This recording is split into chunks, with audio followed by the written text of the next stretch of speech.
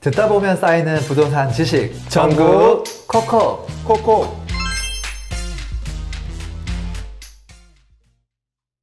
김포 가격은 간단해요. 이것만 기억하면 됩니다. 평당 2천. 거기서 그냥 다 게임이 끝나요. 아까 김포에 대한 경쟁자가 있다고 했잖아요. 네. 계양구, 인천, 부평구 다 평당 2천에서 왔다 갔다 해요. 거기서 경쟁 관계거든요. 의원님, 근데 검단은 경쟁 관계는 아닌가요? 맞아요. 검단도 평당 2천. 다만 이제 검단 같은 경우는 인천 서구인데 네. 서구 내에서도 진짜 김포랑 딱 붙어 있는 동네가 인천 검단이죠. 네. 거기도 경쟁자예요.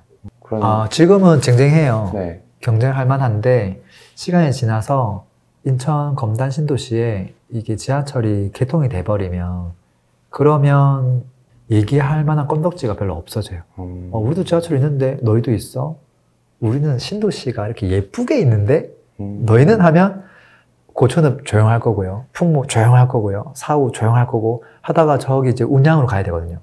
근데 운양은 너희도 안 예쁘고 두 개로 되어 있잖아. 너희도 검단 너희도 세 개로 쪼개져 있잖아 하고 할 텐데 야, 우리는 새 거잖아 라고 얘기해버릴 거거든요. 걸포 좀 이쁜데요. 걸포? 걸포는 신도시 사이즈가 안 나와요. 여기 너무 작아요. 네, 거의 도시개발급이기 때문에 그 차이가 크죠. 그래서 경쟁에서 싸우면 결국 검단이 이기게 돼요. 지금은 교통이 없기 때문에 이제 비등한 건데 이제 그런 차이가 조금 있긴 하죠. 그래서 가격을 한 2천만 원에서 왔다 갔다 하는구나 라고 생각하면 돼요. 이렇게 생각하면 되고 여기에서 뭐 하나 빠질 때마다 금액을 조금씩 까면 돼요. 실제 걸포, 부변역 뭐 이런 친구들 보면 실제 2천만 원에서 왔다 갔다 해요. 여기에 나와 있는 거 클릭해봐가지고 뭐 33평대로 해서 제일 저렴한 매물들 기준으로 해보면 얼추 그 정도에서 움직여요. 지금 뭐 6억 3천 이렇게 움직이잖아요. 네. 여기 이제 지금 이거는 1800 전세 끼고 나왔는데 뭐 조금만 더 올리면 거의 뭐 1800, 1900, 2000 이렇게 움직이거든요. 그 정도 보시면 되거든요. 딱 2000에서 움직이는구나. 그래서 이게 과연 고평가냐 저평가냐를 논하고 싶다면 방금 얘기했던 경쟁 관계가 지금 얼마 정도 하는지를 보면 돼요. 네. 그러면 오히려 더 쉽게 김포시의 현재 위치를 제대로 알 수 있어요. 그래서 여기 이런 것들 클릭해 보는 거죠. 우미린 이런 거 지금 얼마 하는지. 저번에 우리가 한번 클릭해 봤잖아요. 네. 이런 거 얼마 할까? 딱 그 정도 하잖아요. 2천. 그쵸? 네. 똑같은 2천으로 어디 가서 사는 게 더 좋을까? 당장은 위에가 편하겠죠. 여기는 지하철이 없으면 나가지를 못하니까. 근데 나중에 이게 더 편해지겠죠. 그런 차이들이 있을 거고요. 그리고 그뿐만 아니라 계양구로 가볼까요? 계양구에도 신축 아파트가 조금씩 있어요. 예를 들면 이런 친구들. 힐세트 자이 계양. 이건 지금 분양권이긴 한데요. 나중에 입주를 하겠죠. 이런 친구도 결국은 평당 2천에서 움직일 수밖에 없긴 하거든요. 근데 이건 지금 시간이 많이 남았기 때문에 지금 매물이 지금 많이 안 나와 있어 이 가격이긴 한데 얘도 지금 초역세권의 대단지의 브랜드인데 2100이거든요. 이 친구가. 네. 부평구도 이제 계속 내려가면 이런 친구들 우미린 이런 것들도 보면 지금 평당 1700에서 왔다 갔다 하고 있고요. 밑으로 내려와서 연식을 조금 더 높이면 이런 친구들 보면 대부분 다 평당 뭐 2천만 원에서 왔다 갔다 해요. 그리고 이제 부천시나 이제 이쪽으로 가면 이제 금액대가 조금씩 높아지기 때문에 거기랑 좀 비교할 수는 없을 것 같기는 하고요. 그래서 자, 지금 가장 인기가 있는 그나마 걸포 부변역이 평당 2천이잖아요. 네. 그럼 풍무역은 어떻게 해야 될까? 1, 200 빼면 돼요. 간단해요. 그럼 적정시세 되는 거예요. 그렇게 돼 있잖아요. 네. 상식적으로 생각하면 되거든요. 자, 좋아. 그러면은 4, 5역으로 가볼까? 근데 여기 너무 연식이 오래됐기 때문에 여기로 안 가고 보나마나 운양역으로 갈 거거든요. 그럼 얘는 또 방금 2천에서 10% 뺐잖아요. 10% 뺀 거에서 연식이 좀 됐기 때문에 또 10%를 또 빼고 싶을 거예요. 근데 얘는 신도시의 초역세권의 연식이 오래되지 않았으면 13년, 7년 차이네요. 근데 실제 얼마 정도 할까요? 높아 보이죠? 네. 이게 높아 보이는 이유는 24평이기 때문에 그래요. 원래 24평은 기본적으로 평당가가 10% 이상 더 비싸거든요. 그런 부분들을 약간 감안하는 게 필요하고요. 그게 아니라 이런 친구들 33평대가 있는 친구들을 가지고 한번 비교해 보면 사실은 이게 더 정확하죠. 5억대도 있잖아요. 1,500대로 내려왔죠. 이게 만약에 여기 입지였다고 하면 얘는 한 1,700, 800 했겠죠. 그렇게 보면 되거든요. 그럼 여기서 이제 갑자기 또 장기동으로 가면 또 내려가겠죠. 네. 그럼 이제 1,500, 1,400에서 움직일 거고 거기서 한 번 더 내려가면 또 내려가겠죠. 네. 그렇게 다 형성돼 있어요, 사실은. 그래서 다 가격은 다 정직하다. 이렇게 볼 수 있어요. 이미 다 시장에 반영이 돼 있네요. 네. 그래서 김포 내에서 저평가된 물건을 찾는 건 무의미하다. 산다고 하면 그래도 선호하는 것부터 딱딱딱 선택하는 게 가장 무난하다. 이렇게 볼 수 있죠. 그래서 아파트를 샘플로 뭐 하나만 좀 살펴보면 아까 그 부평구에 그 레미안 부평동에 있는 인천 부평동에 있는 연식 조금 된 거 있어요. 14년식 24평대랑 아까 기억나나요? 온양동에 있는 25평으로 구성된 반도 유보라가 있었거든요. 네.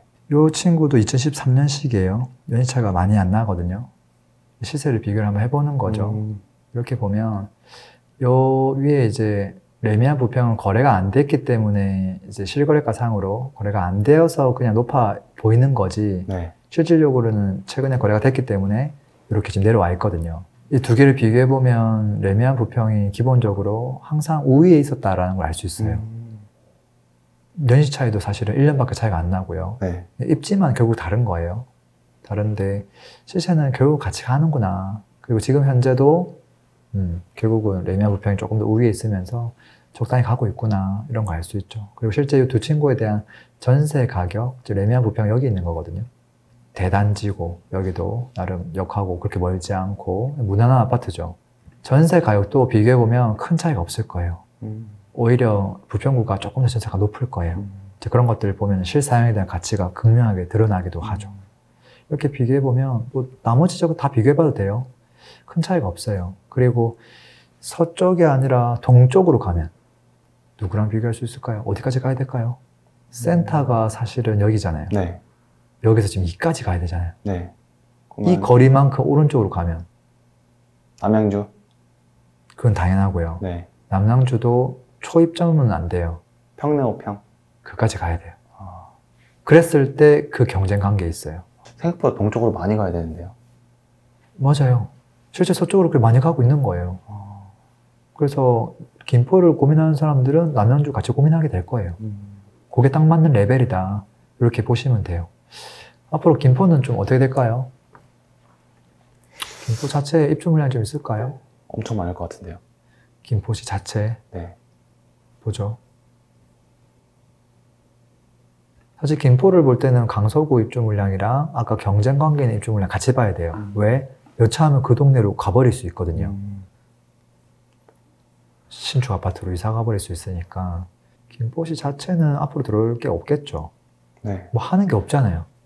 컴팩트 시티 그림만 있지 아무것도 하고 있는 게 없잖아요. 그래서 김포시 자체 입주는 없다, 별로. 다만 이제 그 주변에 이제 입주가 있을 수 있겠죠. 네. 그것도 체크해 보는 게 필요하고요. 그 다음에 청약 경쟁률 측면에서 뭐 김포에 분양한 게 있었을까요? 딱히 없었겠죠. 네. 이게 없었기 때문에 입주 물량이 없는 거거든요. 이게 21년 3월 달이 마지막이었네요. 3년 전, 2년 전이네요. 네. 그때는 뭐 분위기가 뭐 15대 1 정도 나왔네요. 경쟁률. 무난했다 봐주고요. 그 전에도 뭐 1년 또 더 1년 전에 했었고, 크게 뭐 없어요. 뭐가 없고, 김포에 지금 급매물 막 소화되고 하고 있을까요? 쉽지 않을 것 같은데요. 보면 되겠죠. 그래서 김포에서 거래량이 현재 있는지 19개 터진 게 있네요. 누구냐 봤더니 누구죠? 운양동에 있던 대장 유보라 2차죠. 거래량이 근데 코작 요 정도긴 해요. 근데 그 직전만 하더라도 10개 미만이었네요. 뭐 3건, 5건, 1건 이렇게 하다가 이게 갑자기 24건, 20건 생겼으니까 증가한 건 맞죠. 네. 근데 역시나 사람들이 선택하는 건 뭐더라? 그나마 가장 커 보이는 신도시에 가장 입지가 좋으면서 시세 하락을 많이 하면서 또 대출하고 진행했을 때 부담이 없을 수준의 저렴한 매매 가격. 그 모든 조건에 부합하기 때문에 저거부터 거래하는 게 아닌가 싶어요. 나머지 몇 개 또 아파트 거래되는 게 조금 있긴 한데 대체적으로 한두 개 제외하고는 나머지는 전 다 미비하다고 보거든요. 네. 그래서 여기는 그래도 조금 변화가 있긴 하지만 아직은 좀 미비하다. 조금 더 지켜봐야 될 것 같다. 그런 생각이 들기는 하네요. 연구님, 그럼 저희가 이제 가격 알아봤는데 네. 가격은 뭐 김포 내에서 저평가를 찾는 건 무의미하다. 네. 그러면 외부 좀 리스크 요인은 네. 뭐 있다고 봐야 될까요? 없다고 봐야 될까요? 당장 입주 물량은 없는 걸로 확인되는데. 지금 김포한테 가장 리스크가 되는 건 경쟁자들 지역에 신축 아파트가 앞으로 2, 3년 내에 입주하는 게 가장 두려운 대상이에요. 김포시에 살던 사람들이 바로 글로 이사 갈 수 있거든요. 네. 비슷한 금액으로 훨씬 더 좋은 환경으로 갈 수 있는 여지가 열려있기 때문에 네. 그게 제일 중요하고 그 가장 위협하는 사람이 검단 신도시죠. 사실은. 네. 그리고 또 계양구로 내려가면 거기에 초역세권에 지금 재개발이 돼가지고 신축으로 또 브랜드로 입주하려고 하는 아파트도 있단 말이에요. 그런 친구들이 하나하나가 다 리스크죠. 그거를 제외하고는 사실 김포 자체 리스크는 없죠. 네, 강서구 같은 경우는 큰 이슈가 없거든요. 네.